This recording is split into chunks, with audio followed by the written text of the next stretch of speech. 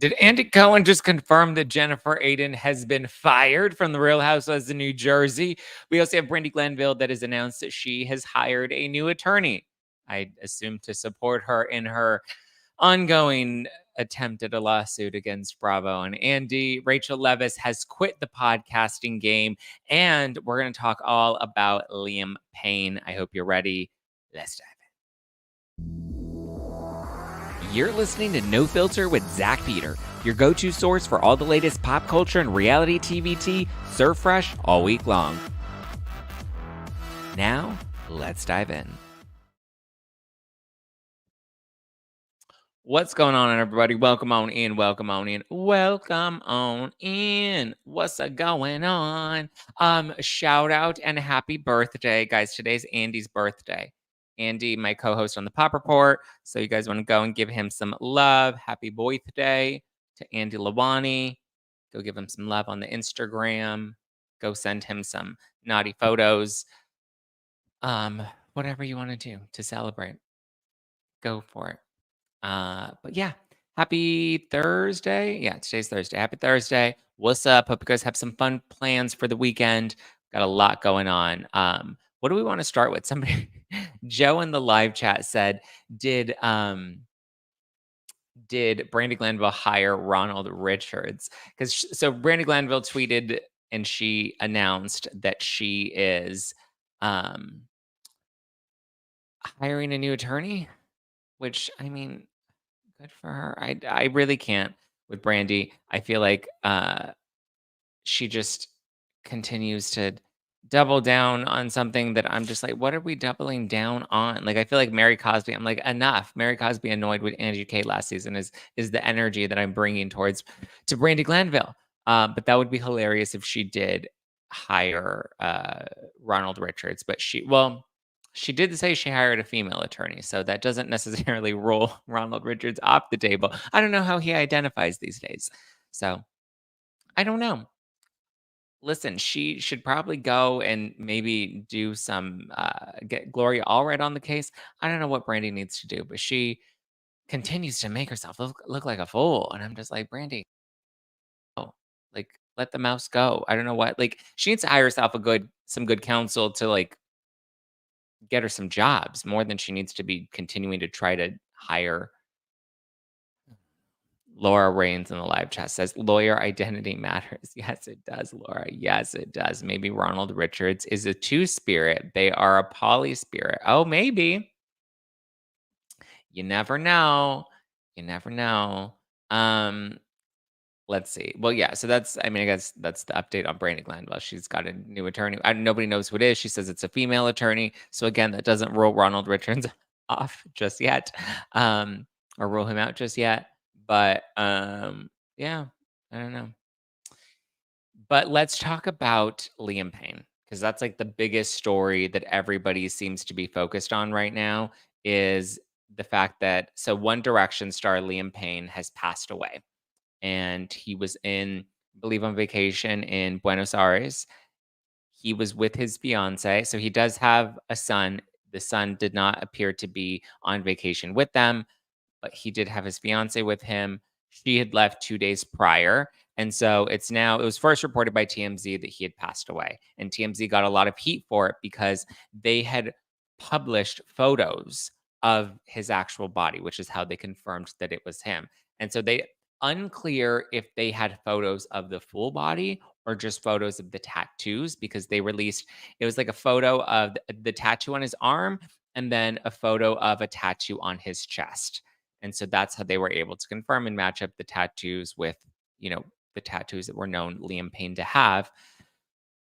So they confirmed that they published, it's again, unclear whether or not they had full photos of the body, but it does appear there are a lot of leaks from body photos of his hotel room, photos of him prior to this, which also makes me a little, I don't want to go into full conspiracy theory, but I'm just like, there's a lot of like available evidence that is just immediately available to the press. So TMZ publishes these photos. It's announced, it's confirmed that he's passed away.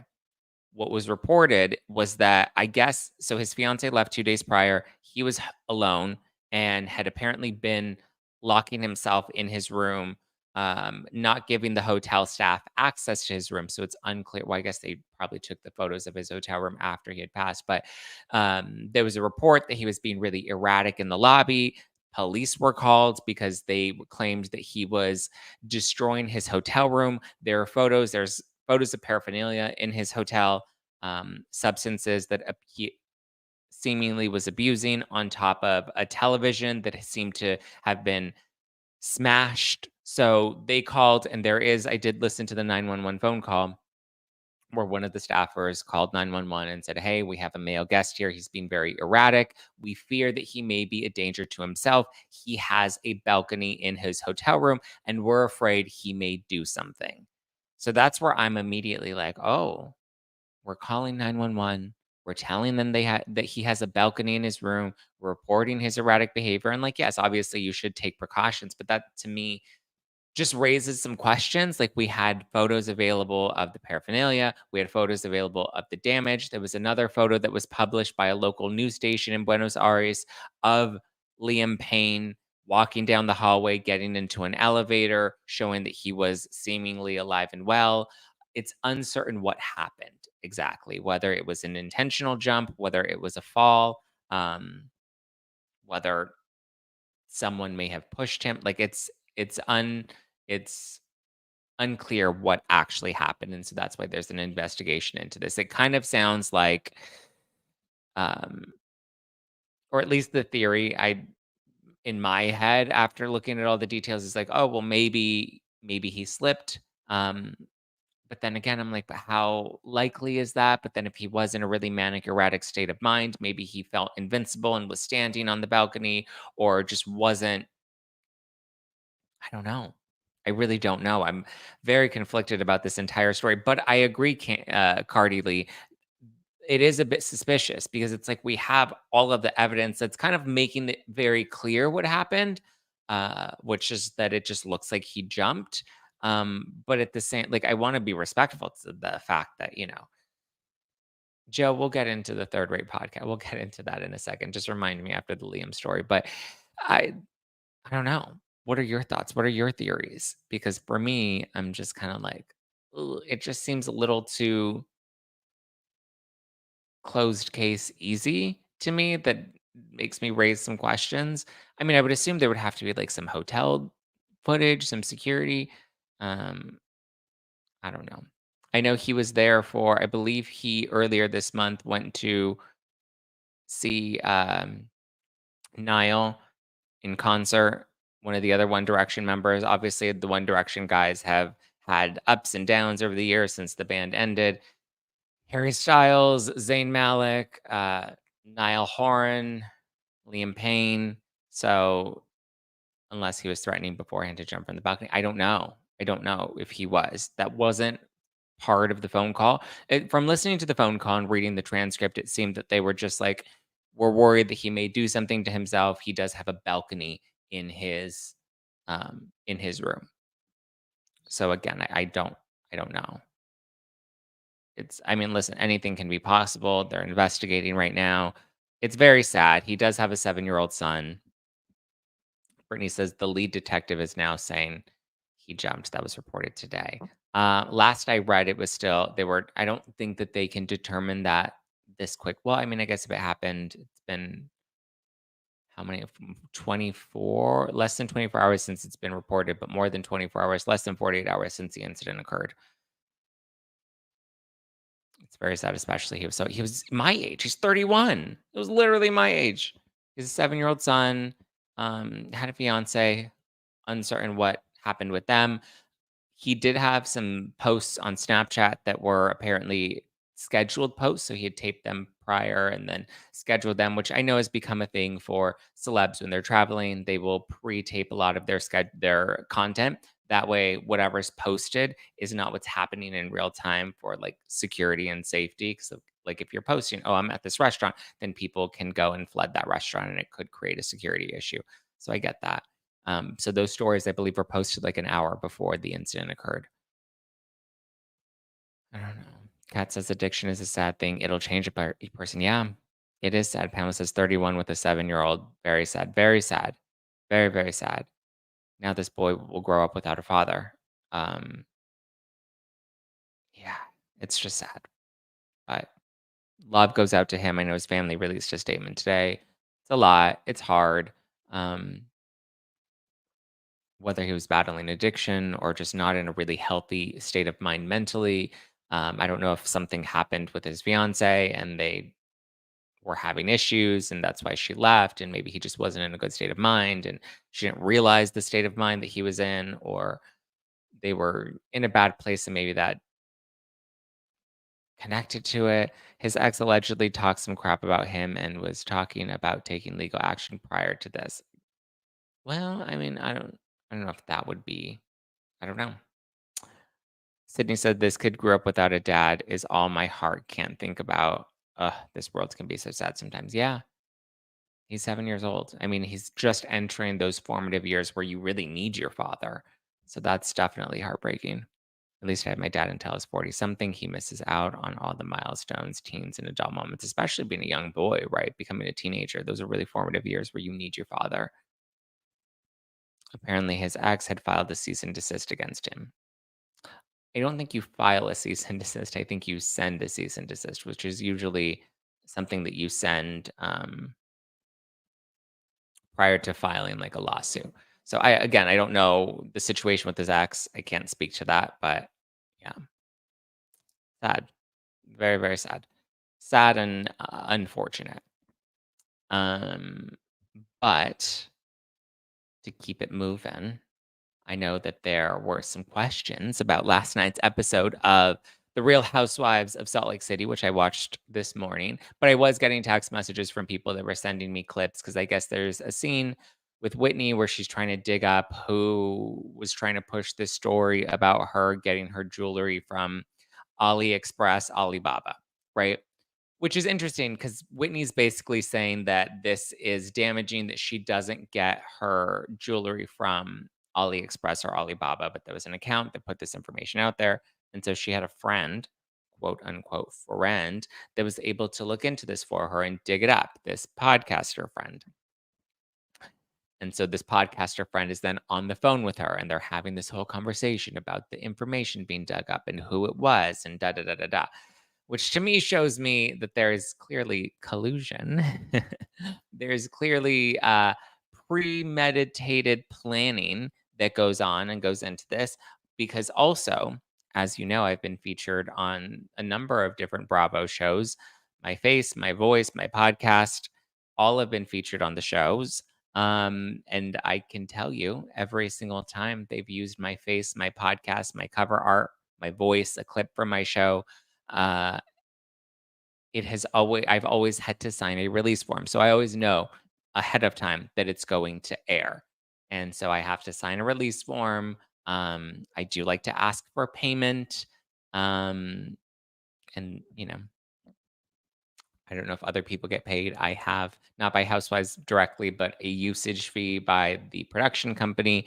So yeah, I definitely felt like that whole scene was staged to make Lisa Barlow look bad, for sure.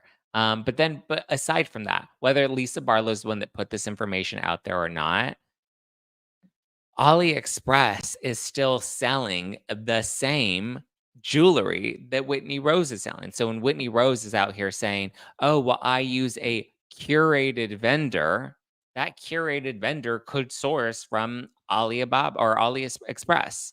Like that's totally within the realm of reason, right? There are many other vendors that sell that same jewelry, right? They Whitney seems to be selling it for a much higher premium, but it's not it's not out of the realm of possibility that that specific piece of jewelry wasn't directly sourced from AliExpress. Obviously, AliExpress is selling that same image. And not only are they selling it, but they're using the exact same photo of the jewelry. So I don't think the curated vendor, even so, if this is your jewelry line, then why are you not taking your own original photography, right? Seems like a pretty um, reasonable thing to do. Prism jewelry. I'm pretty sure it's like She by Sheree, right? When She by Sheree was doing what was it? The She by Sheree was doing the Sheen clothing, and people were like Sheen by Sheree. Again, when you use a curated vendor, that makes sense. Curated vendors can come from just about anywhere. Sydney says, "Why wouldn't you take your own photos? You're using the stock photos. That's just lazy." Yeah, I agree. How dare she by Sheree is a masterpiece. She used a curated vendor. When you use a curated vendor, Alexander McQueen or Alexander Shane, the funniest thing I've read from Lisa Milan. That is funny. So, yeah. Necklaces, rings, earrings, bracelets. Is the bracelet still up for sale? But I don't believe that Lisa Barlow is the one that put the story out there. Listen, there are so many bloggers and people. It looks like she took the oh, it was a necklace, right? Looks like she may have taken it down. But also the prices that she's selling this jewelry for. If it is being originally sourced by something like AliExpress and she's selling these for 148, 51, 98, 283, 70. It looks like the cheapest item on her roster is $32, and that's a snake chain necklace. She also has a protection cross necklace for $43. I mean, listen, price gouging is not uncommon, you know? Now give us the tea we want. What tea do you want, Sarah? Ask what tea are you looking for? Alibaba and the 40 Thieves. Yeah. Well, in this case, there's only one thief. I wonder if her million, what is it? MLM, that's multi-level marketing, will ever actually open. People are already quitting. That's right. Was that the skincare? Follow-up question. Does Zach agree that the podcaster is third rate? If so, why? Um, I don't really consider them a podcaster. They don't really have a podcast. They have a YouTube channel and they just upload audio from their YouTube channel onto an RSS feed on Apple Podcasts. So I don't know. I don't know if I would consider that an actual podcaster. So whether you want to consider that first rate, second rate, or third rate, I don't think that there's any rate because that's not to me somebody that's it's a YouTuber. Same but different. I'm tired of housewives selling their BS cheap crap and making it their storylines. Yeah, it ain't skinny girl. Zach, before they air, at would 9 minute know what was being used before they air? They don't always tell you what exactly is being used. No. Brittany, redacted is saying that they Franken edited his phone call and he has proof. Well, listen, that's how it goes. It didn't my memory serves me correctly. When I got my first Beverly Hills, when they played a clip of my podcast a couple seasons ago on Beverly Hills, I remember he said that he declined to sign. Well, that was what he claimed, that he declined to give them permission to use a clip from his podcast because he wasn't sure or he didn't like the clip that they were going to use. This is how the show works, right? Like what the show does is they don't entirely create something new. They just take something that's probably a lot longer and they cut it down to give you the gist of what it was. So the gist of what it was is Whitney used a content creator to dig up some dirt for her, which tells me that Whitney's in cahoots with the different content creators. And she used him to dig up dirt, and that's what she did. And then she's like, I'm filming right now. Let's have a phone call. Let's talk about this. You can reveal who this is.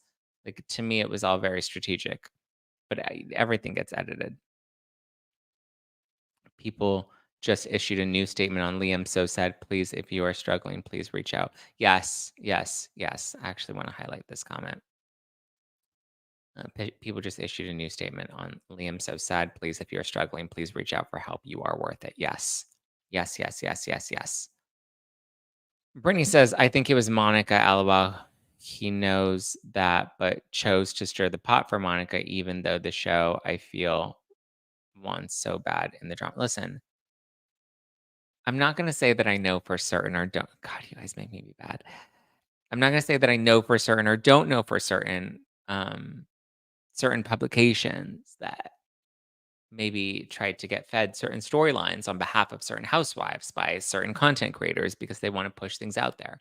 Um, and that's why certain outlets may or may not cover them.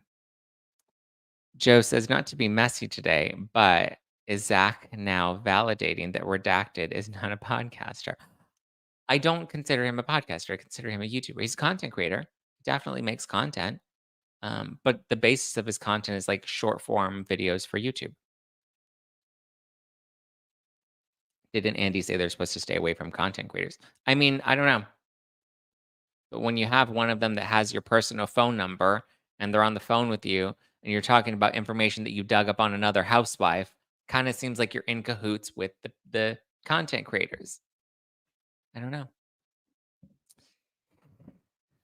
Just my opinion. And we don't always know what they're going to air or how it's going to get edited. I will say that when they ask for our permission, um, we don't always know exactly what they're going to use or if they're going to use it at all.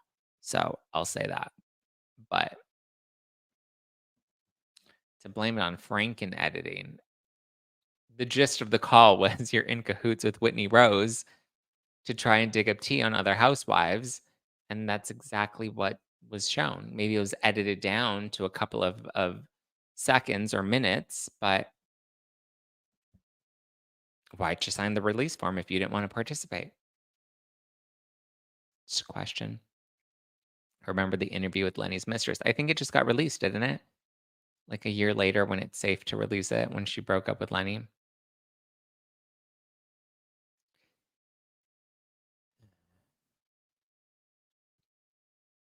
So, yeah. Pamela says, I mean, he has the show with the other housewife from the same show, right? Yes, the podcast or recap show with Monica. I don't know. Was this covered in the Monica Redacted podcast? I don't know. Does Monica have a liquor brand? I hate people like that. Just say who the fuck it is if you're gonna let her sit there and guess until she gets it. Yeah, but again, that's how you know you're being filmed, right? When you're playing it up, when you're feeding to the camera. You're gonna tell me he didn't know that they were being recorded? You're gonna tell me he didn't know that they were filming Housewives? Bullshit. Come on. What did we just fall out of a coconut tree? Come on. That 20 questions thing was weird. Who does that? Someone that is performing for the camera. That's who does that. Someone that's performing. Are we not allowed to say his name in this chat? You can say it if you want. This is how I can then get away with saying, I never say anything about Zach. We never say anything about him. Well, I never say anything about Redacted. I don't even use his name. Show me where I used his name in this clip that tells you I was referring to that specific content creator. I could have been talking about any content creator. See, I know how to play that same game. I know how to play the same game. Hmm. Is Monica the one who cheated with her brother-in-law? Yes, Monica's the one who cheated with her brother-in-law. That is correct. Monica won't watch Salt Lake City, so they aren't doing that. I don't know. We chose not to speak his name. We respect his privacy. Yeah, and then we can say we don't say it. We don't talk about him. We never talk about roll the foot. We never talk about you. Yeah, trust me, I know how to play the game too. We never say anything about you. we never talk about you. We just make vague insinuations that are obviously about you."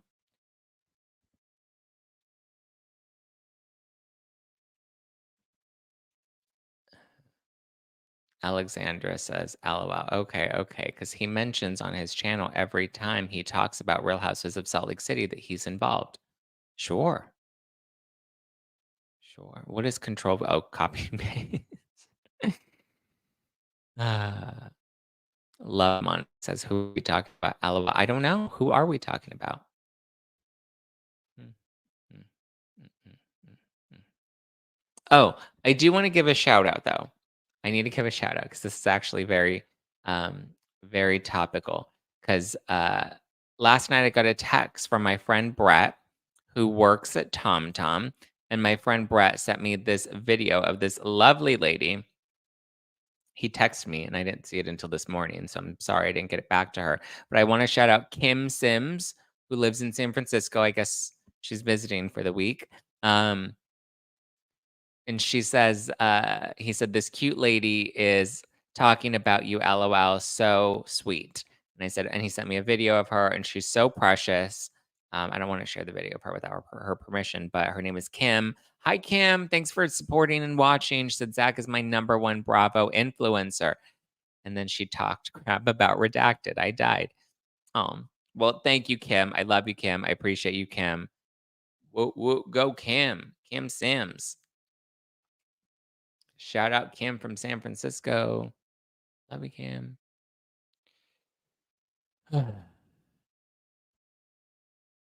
I'm going to start calling this series Real Housewives of Salt Lake City. Joe, is that podcast still happening? Is that podcast still happening, Joe? And I use that term loosely. Okay. Well, those is my thoughts about Salt Lake City. I think listen, I think her jewelry is probably, Whitney used to be my favorite in season 1, and now I'm just like, "Oh my god, her and her healing journey and her fake businesses, and this is my business, my reputation." Well, then, I don't know, have a little more integrity.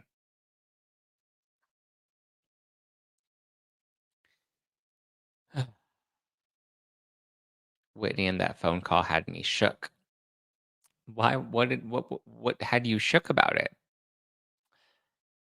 Um, okay. Well, this feels like a good point to take a quick break to talk about my pals at Mochi Health. Mochi Health is a telehealth platform that connects patients seeking medication based weight loss treatment with board certified doctors and dietitians to help them determine the best treatment options to accomplish that goal. Their program is completely virtual, meaning you have access to their services anywhere in the United States and will be meeting with their team online, which means you don't have to go out of your home. You don't have to go into a doctor's office and wait in a waiting room or have to pick up your medication at a pharmacy. It's all available. It's all directly available for you virtually. Okay. You deserve doctors that listen. They're dedicated to providing holistic, patient centered care that prioritizes overall well being with the goal of transforming how weight loss management is approached. All right. Listen, Mochi Health is a great solution. They take a holistic approach to weight loss that includes visits with board certified doctors, nutrition consultations, and medication that's delivered to your door. And I'm talking science backed medications, including GLP 1s like Ozempic. Everybody is on this Ozempic craze. So if you've ever considered GLP-1 medications like Ozempic, then now is your chance to meet with one of the Mochi Health doctors. It's affordable and accessible regardless of your insurance coverage. With Mochi, their dietitians work hand in hand with your medication to create personalized nutrition plans that fit your lifestyle. So if something like Ozempic is something that you're interested in trying, then I highly suggest you give Mochi Health a call. Reach your weight loss goals with science backed, FDA approved GLP 1 medications, support from real doctors, and guidance from registered dietitians. They are here to help you make easy and sustainable changes to achieve the results you want. Get started at joinmochi.com today. Go to join Mochi. Mochi is spelled Mochi. Joinmochi.com. Use code no filter for $40 off. That's code no filter to receive $40 off at joinmochi.com. Okay. And on that note, What should we get to next? Oh, let's talk about Rachel. Rachel Leviss. Rachel Leviss. I'm interested. Zach, can you post the link? Yes, it's Mochi Health. www.mochi, or sorry, join Mochi. Joinmochi.com is the website. It's Mochi Health, but the website is joinmochi.com. So you can give them a call, use code no filter, get that $40 off. There you go. You're welcome, Pamela. Okay. Let's talk about Rachel because she is going rogue for real this time. Not my words, hers. So she posted a new podcast episode. Lovely, right? I'm surprised it's even lasted this long, but she posted a new podcast episode called Chapter 65, the final chapter. Rachel Goes Rogue is literally going rogue, but not before dropping a huge revelation about a new relationship that's found her way into her life. So I'm surprised she even had 65 chapters. That's so many chapters. But so the chapters are officially done at this point. Um chapter Wow, I'm looking at the reviews. Chapter 60 should be fired. Went downhill. I liked the podcast when it first came out and focused on Rachel's perspective and featured various mental health workers, and I gave it 5 stars at the time. Now it's become a quick cash grab and a way for Rachel's PR person to spin the narrative. Really weird choice to have the PR person on without Rachel for an entire episode. Listeners aren't here for Juliet. We're here for Rachel. Also, Juliet seems like a slimy enabler who isn't very good at her job. Creepy car salesman vibes. She said she represented Aaron Carter, which makes sense as I followed his story to a tragic end, and he surrounded himself with terrible people toward the end of his life. And what's with 18-minute episodes that are more ads than content? Ditch Juliet, at least from the pod, and get back to creating quality mental health content the way the show started. Wow. Yikes. Whew. My goodness. Chapter 60 should be fired. As a professional in the world of PR for 24 years, you've had more perspective on sharing your bitter speculations and opinions would make you and your client look. This episode is really gross and full of hate, and I'm embarrassed for the brand of this body. Ooh, yikes. Wow. Wow. She has more 1-star reviews than she has 5-star reviews. Interesting.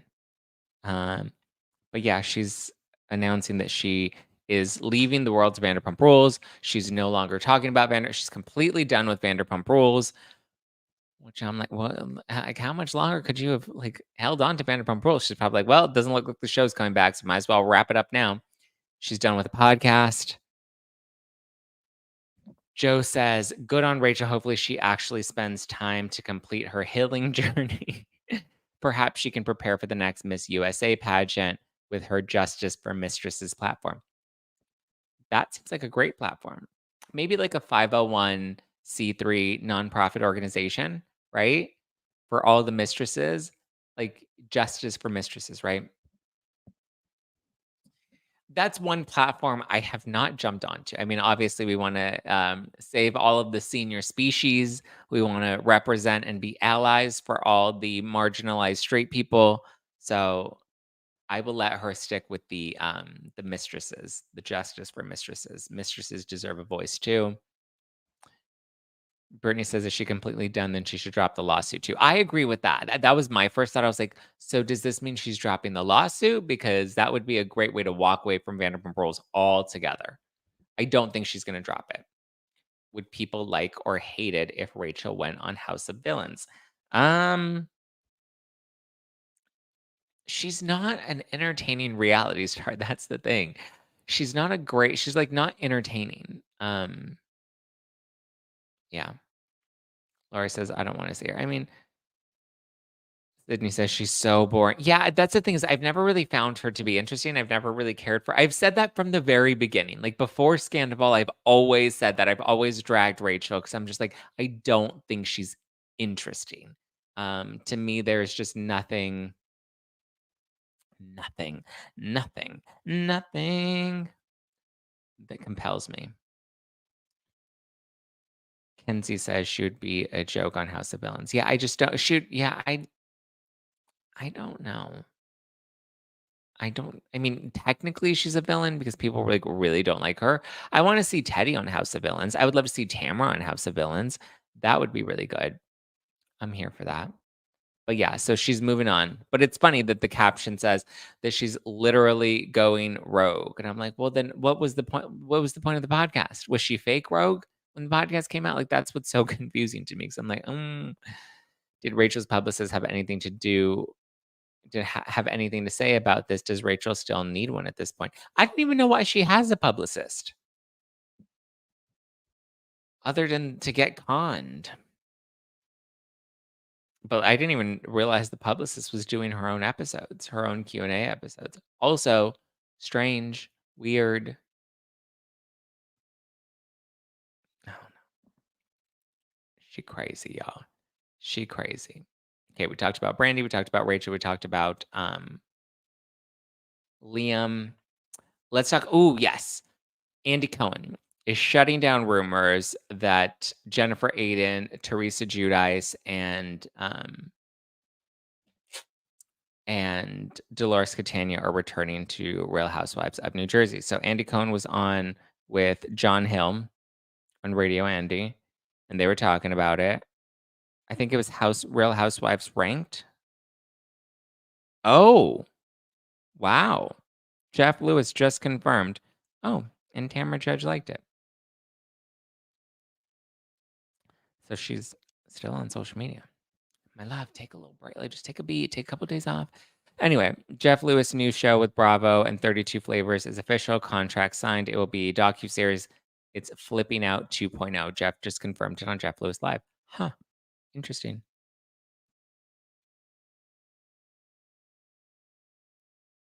Good for him. Okay, where were we? Andy Cohen. So yeah, Andy Cohen was on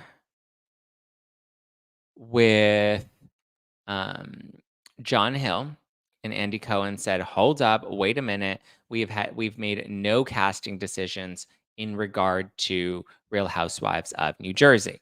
And so I think it was Real Housewives Ranked on Instagram that reported this, that they had info that those were the three housewives that were coming back to the franchise. And Jennifer Aydin did an Instagram live where I believe she was at like her plastic surgeon's office, and there she on the live said, well, guess what? Someone said, I don't want to see you back, or I hope you don't come back. And she's like, well, guess what? I'm coming back. I'm going to be back.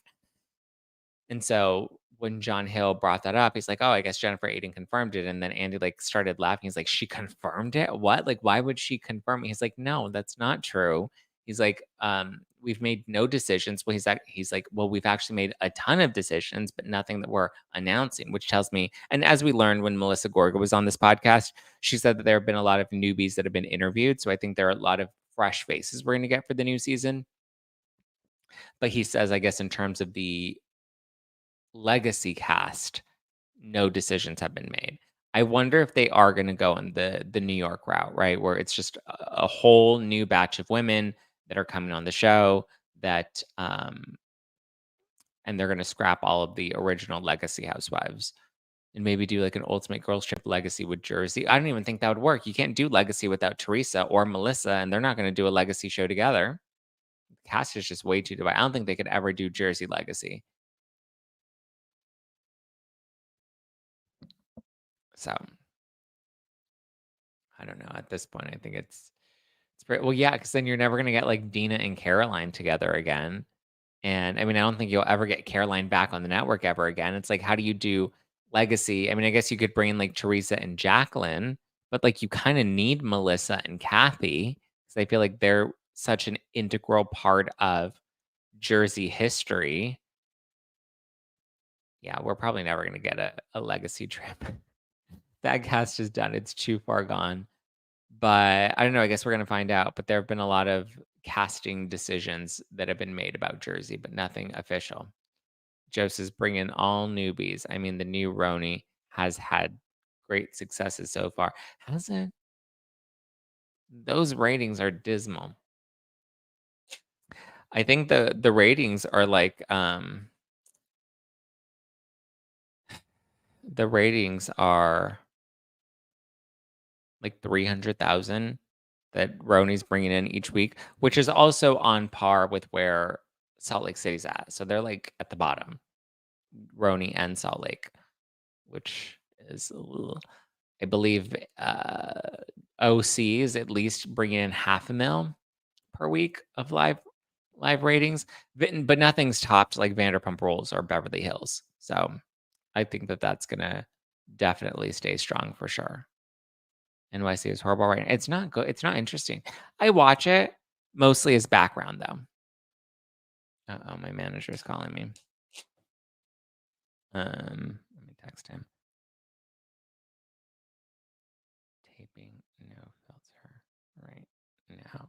I'll call you back in a few. Wonder why he's calling me. Am I in trouble again? What did I do now? What did I say now? He's like, don't talk about Redacted. What about Potomac? Does anybody even watch that? I mean, the trailer didn't really hook me. I used to like Potomac. I don't know. If Salt Lake City ratings keep it up, they may not be Salt Lake City for Jen Shaw in 2027. Yeah, I mean, and she's gonna say, see, they got the show canceled without me. You know that's what she's gonna say.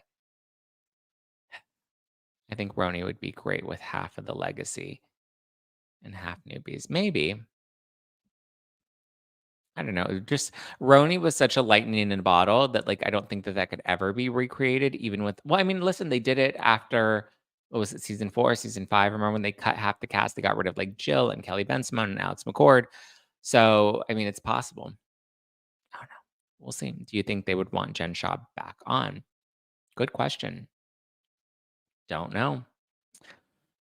But yeah, Andy Cohen's putting those rumors to rest. So we don't know what's going to happen, but it does sound like it's going to be a lot of fresh faces, and we'll see who from the original cast will be coming back. I saw Margaret Joseph's posted that she just got a puppy. So everyone seems to be moving on at this point. But Jennifer Aydin is definitely not coming back. And my favorite dig that Andy made, as he was like, what? She confirmed that? And he's like, I wish her well. Which to me kind of is like, yeah, good luck, girl. You're definitely not coming back. I wish her well.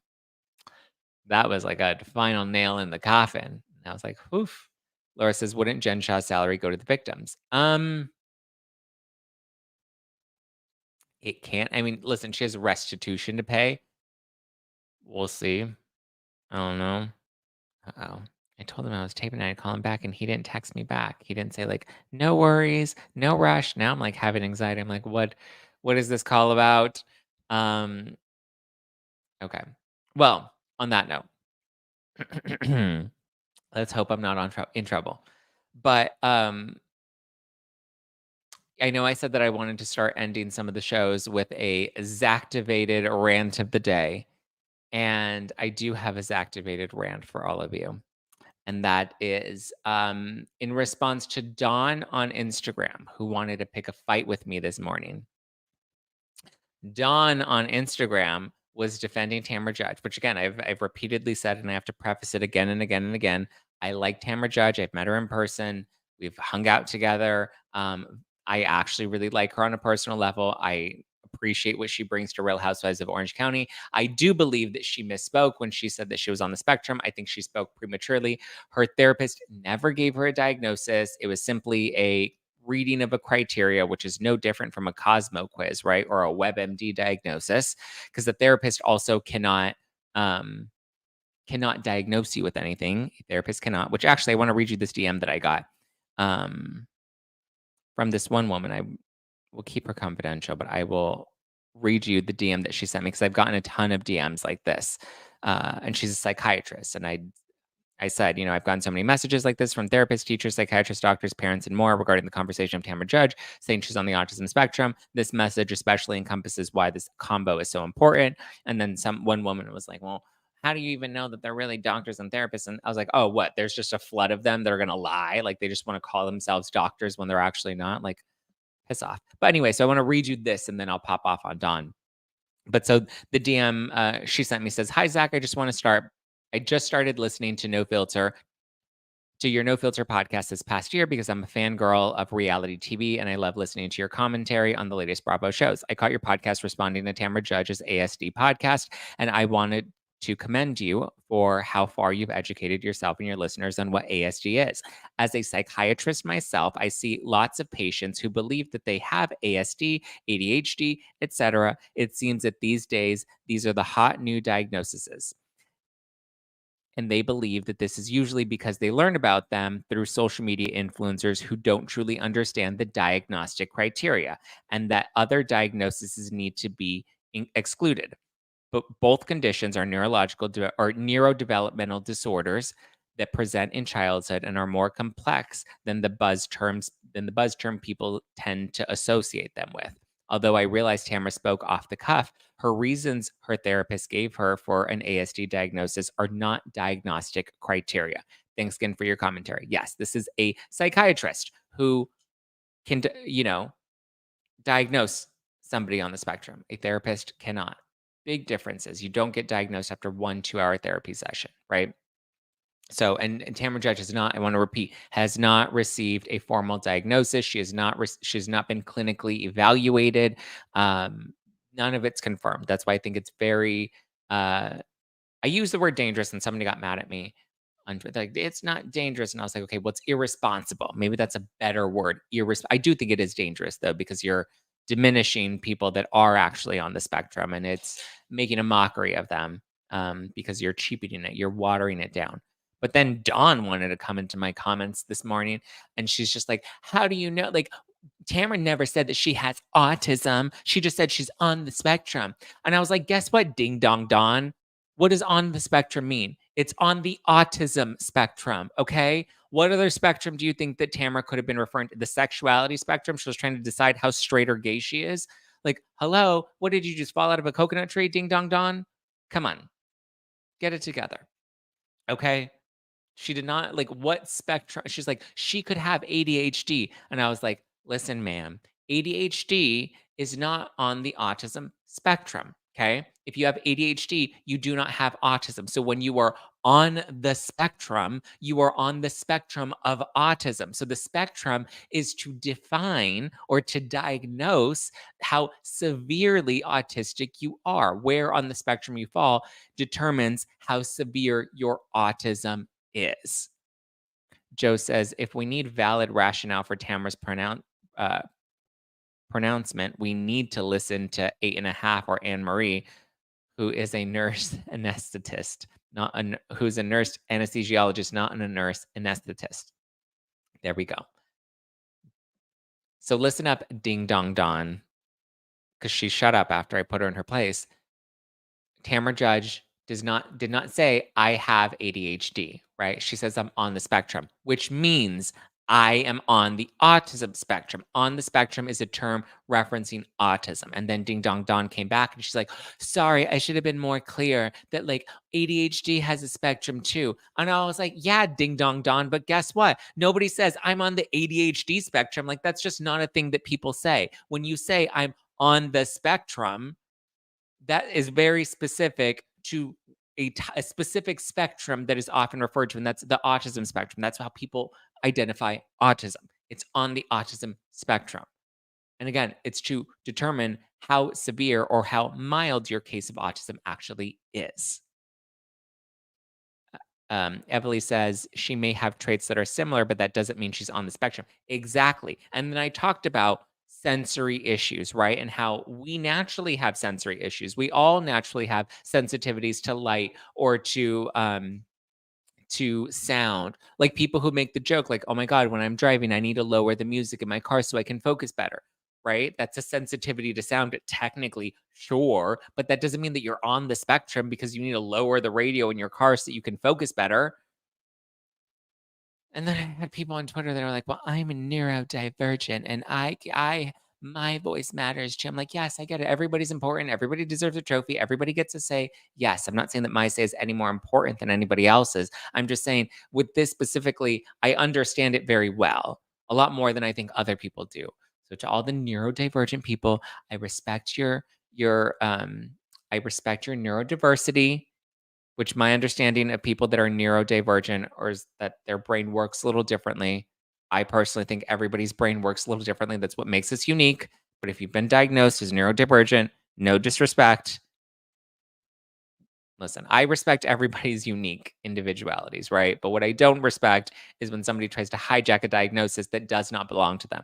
And the crazy part is, it's like, it's adults with autism, parents of individuals with autism, psychiatrists, doctors, therapists, teachers, principals that have all reached out to me that understand autism on the front lines, and we're all on the same page here. And there are very few people that are coming out, and it's usually these self-diagnosed neurodivergent people that want to have an opinion about it.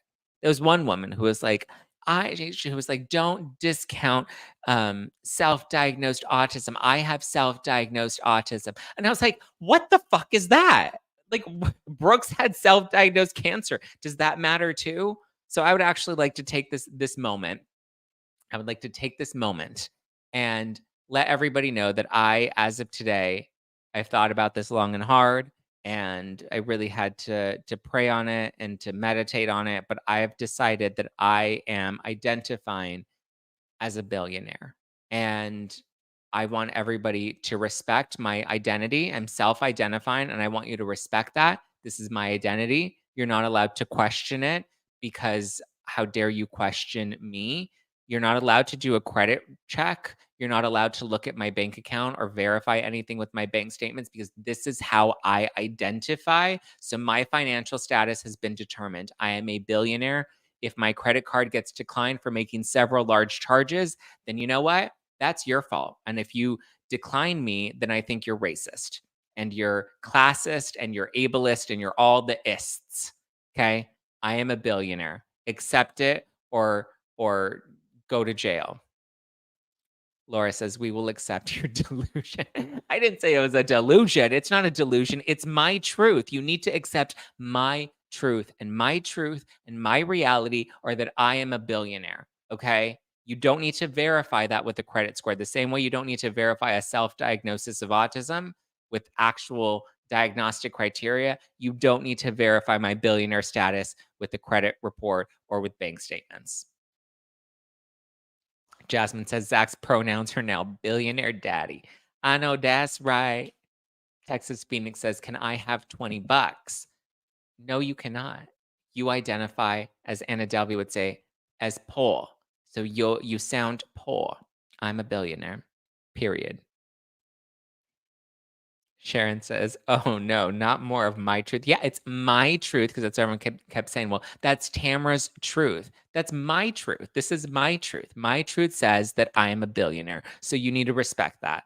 Respect my identity, respect my financial status, respect my truth.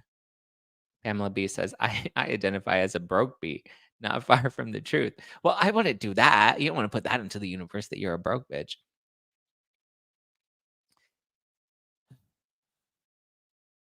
What did Mallory said? Mallory said, some people find comfort in labeling and attribute it to finding answers to their problems when it's not a get out of jail free card. Just because you identify with the label, you are still accountable. I agree with that. I agree that I think it's more of a comfort. People find comfort in labeling themselves. They find importance in labeling themselves. It gives them a sense of purpose. And that's where my clapback is usually like, I'm glad that your self diagnosed autism gives you purpose and meaning in your life. Great. My brother didn't have the luxury of saying, you know what? Hey, I think I have autism today. No, he was diagnosed with it after being evaluated and after suspecting that he had autism for some time. And then he had to go through the formalities of getting a diagnosis at the age of 3.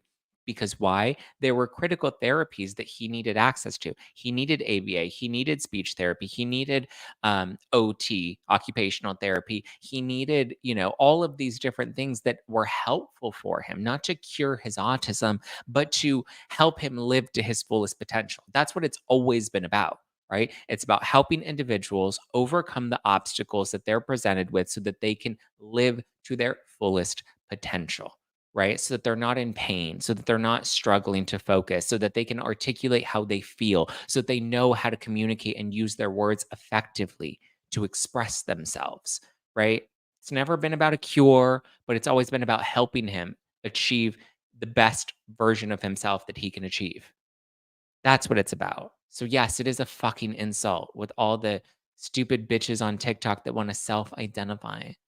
Fuck off. He didn't get to self-identify. It does not give him purpose. It does not give him meaning. No, it's made his life incredibly challenging, and he has to try 100 times harder every single day, more than I will, and most of these woke little bitches on TikTok. Probably shouldn't have said that last part. I apologize. David, if you're listening, I'm sorry. It just infuriates me, you know? Because it's like I look at people like my brother, and I look at people like, the countless families or the moms that have been DMing me lately that are just like, it's heartbreaking. And they're like, how dare you give Tamara so much grace? Like, you're giving her too much grace. It's infuriating for me. And I'm like, I understand.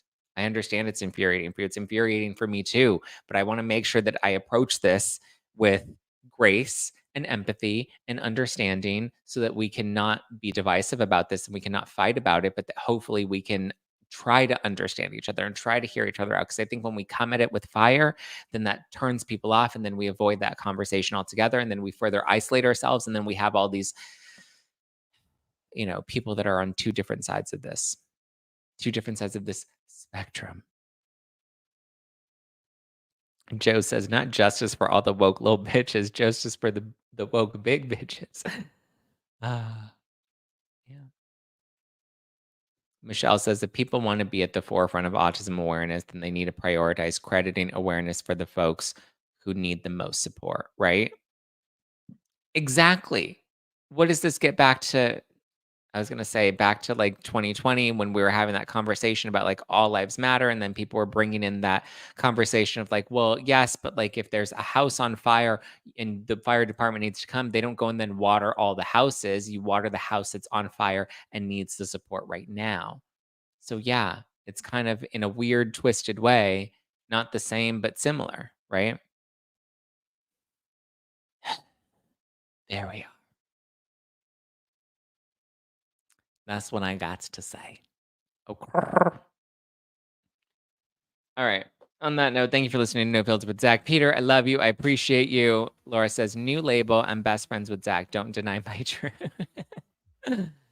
Don't deny my truth. Cassie says, I'm 100% on your side, Zack. My brother is physically and mentally disabled. Tamara is tone deaf in her statement. There are people who struggle and can't express themselves. Exactly. Kim, there's people that are dying. When's the next members only live? Tonight. We will have a members only live tonight for sure. This afternoon. Oh, actually, early this afternoon because I forgot Andy's birthday is tonight, and I have to go do trivia. I don't know trivia. Probably gonna. I'm gonna be on trivia. And he's like, you guys get to pick your own teams. I'm like, pick your own teams.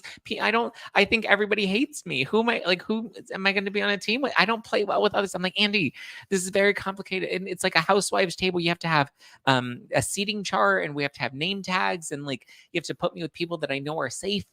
You know. Oh, I'll make it early. It's going to be like an early afternoon live. Because like I said, I have Andy's birthday to go to tonight. So heads up. All right. Love you. Appreciate you. Give me a follow. Just when Zack, follow the podcast at No Filter with Zack. And I will talk to you later. Ciao for now. Bye, guys. Bye, bye, bye, bye.